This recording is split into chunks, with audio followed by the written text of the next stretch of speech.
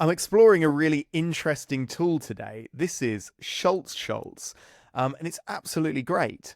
But the beauty is, I've got a website that is using this same sort of similar style. This is Flecto.io, and it's a gorgeous website, and I love their branding. Look at the way that things pop out, but let's pay attention to an image like this here.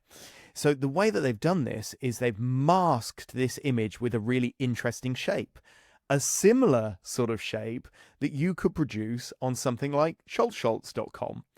I did one earlier. Here it is here. I pressed download on the image.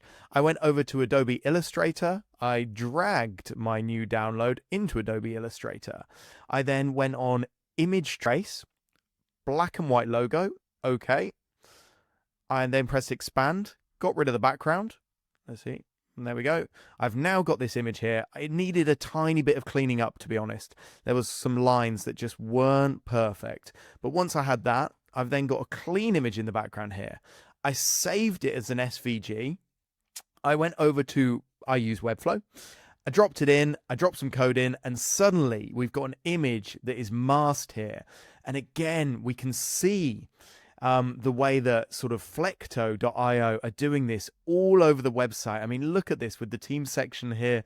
And it's all over. If I go to their homepage, the transition is incredible.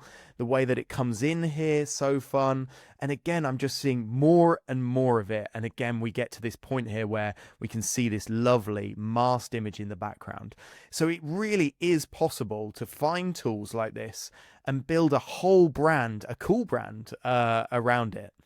If you want a little bit more information here, the way that I did the actual clipping mask itself, I use Laurent here, so you can screen grab that clipping mask. So if you just go to Made in Webflow, it's all free to have a little look at. You can either clone it for free here to get that, or you can literally just press open in Webflow and look at the code in this clipping CSS clipping here.